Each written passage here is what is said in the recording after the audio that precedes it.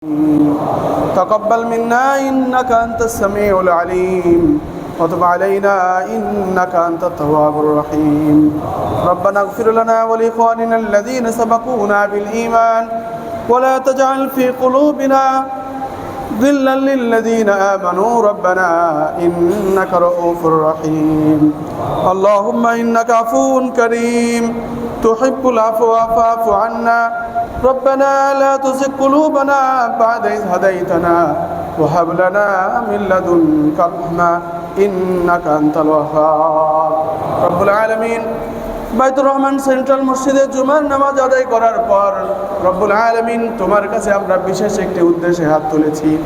রব্বুল আলামিন, আয় আল্লাহ, তুমি জানো পৃথিবীর মধ্যে বাংলাদেশ একটি ভূখণ্ড। আয় আল্লাহ, তুমি এখানে এমন একজন ব্যক্তিকে পাঠিয়েছিলে, নির্বাচন করেছিলে।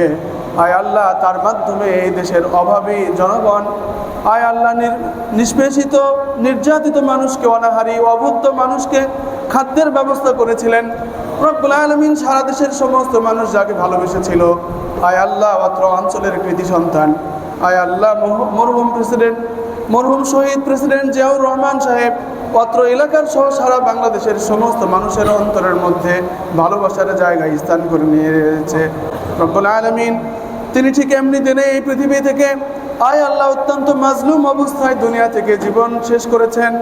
আয় আল্লাহ, ঘাতকের বুলেটে তিনি শাহাদাত বরণ করেছেন। আল্লাহ, আপনার কাছে ফরিয়াদ করি, মেহেরবানি করে আল্লাহ আপনি তাকে পূর্ণ শাহাদাতের মর্যাদা নসিব করে দেন।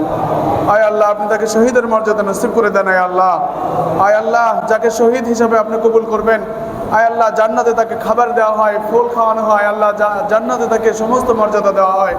আয় আল্লাহ, এই বগুড়ার কৃতি সন্তান সারা বাংলাদেশের, আয় আল্লাহ।